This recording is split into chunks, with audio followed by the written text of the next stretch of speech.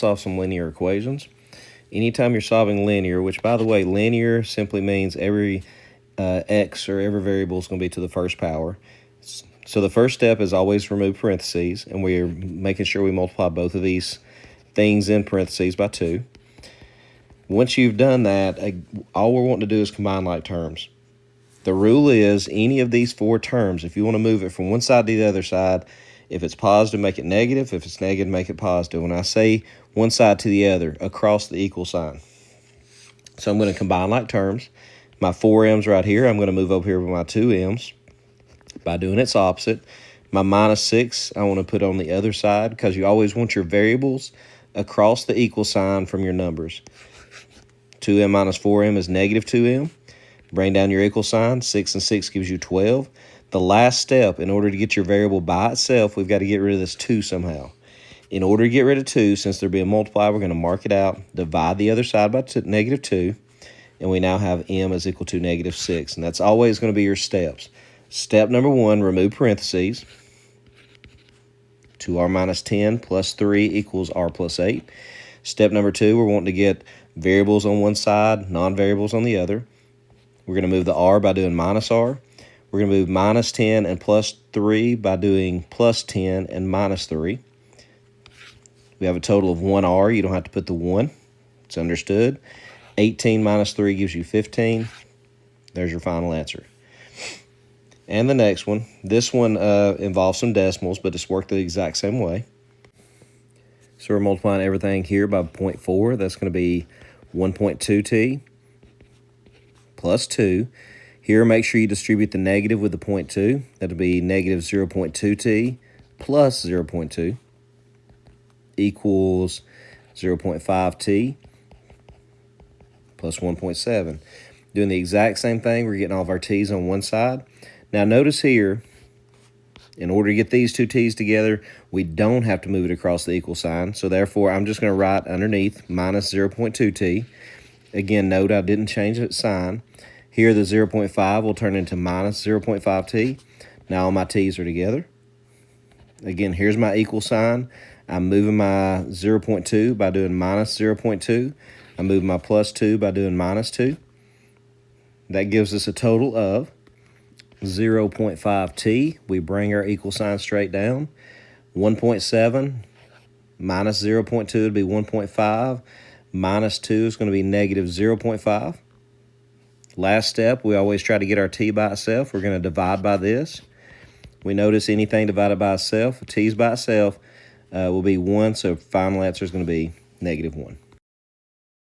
Next up, let's talk about the relationship between inequalities and interval notation.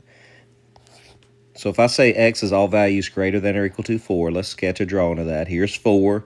X is all things greater than, which means bigger, or it could equal 4. So x is all these values over here. So therefore, that would be all the values in interval notation, all the values from 4 forever. So 4 to infinity, it never stops.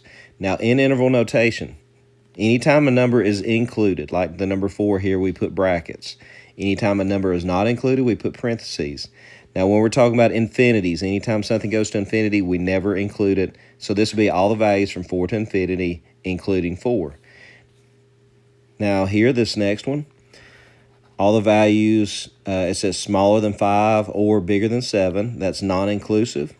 This is also non-inclusive, meaning it doesn't include it. There's no or equal tos. So in interval notation, this would be all the values from negative infinity to 5, not including 5, and never including infinity. Or is abbreviated, or the symbol for or is the union symbol. And all the values from 7 to infinity, again, never include infinity. And since 7 is not included, then we put parentheses around it as well. The next one's what we call a sandwich. I like to call it small, medium, large. Because what it says is negative 2 is the smallest, x is in the middle, 3 is the largest. So the way we're going to write that in interval notation, first off, let's take a picture of it. Negative 2 to 3. So this says that x is in between, or x is in the middle. This is an and statement. So notice that negative 2 is not included. However, 3 is included. And it's x is all the values in between, so that'd be all the values from negative 2 up to 3, not including negative 2, but including 3. Now we're going to do it backwards. Draw pictures of all the values from negative infinity to 9. Here's 9. Negative infinity all the way up to 9, including 9, would look like this. So that would be all the values less than or equal to 9 is how you'd write it the other way. And one last one. We're wanting to draw a picture of all the values from negative infinity up to 1, not including 1, or all the values from 5 to 7, including 5, not including 7. So to write that with an inequality symbol, that'd be all the values less than 1, or all the values between 5 and 7. We can write this as a sandwich. 5's the small, less than or equal to. X is the medium, less than 7. Small, medium, large. So that says that X is somewhere in between 5 and 7, including 5, not including 7. Now we're solving linear inequalities, and let me explain that there's only one difference between solving linear inequalities and solving linear equations, and that is anytime you multiply or divide both sides by a negative to move something over, you're going to flip the symbol. That's the only difference. So I'm going to start out, I'm going to work this a little bit different from what I normally would. I'm going to try to get a negative x in here just to show you. So again, first step, distributive property, get rid of parentheses. Next step, let's get all of our x's together. Again, I'm scribbling out my 4x. Since it's positive, I'm going to do minus. I'm going to scribble out my minus 6 and plus 5 by doing plus 6 and minus 5. Notice I did change them. That gives me a total of negative 2x's. Now, instead of bringing down an equal sign, I'm bringing down my less than. Negative 7, negative 5 is negative 12, and 6 is negative 6. The last step, notice I've got to get rid of negative 2. The way I'm going to get rid of it is by dividing. Anytime you divide both sides by a negative, you're going to flip your symbol over. So marking this out, divide the other side by negative 2 gives me a value of 3. So x is greater than 3, which will be all values from 3 to infinity in interval notation.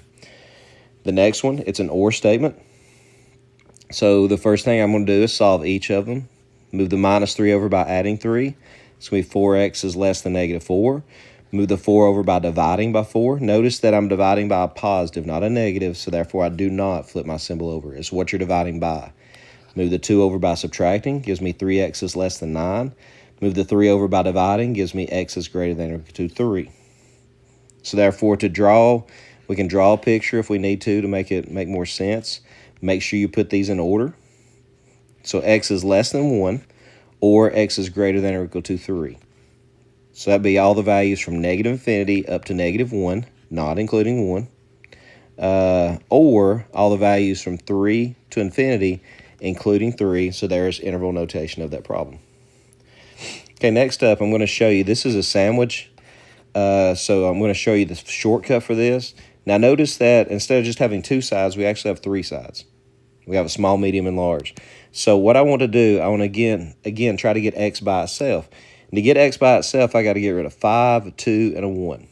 Okay, since the whole middle is being divided by 5, I'm going to move it first. To get rid of divided by 5, you multiply by 5. But the issue is you've got to move it to both sides. So you get negative 15, less than or equal to 2x plus 1 is less than 10. Again, we multiplied everything by 5. Now I'm going to move my plus 1 by subtracting 1. Negative 16 less than or equal to 2x is less than 9. Again, I subtracted 1. Negative 15 minus 1 is negative 16.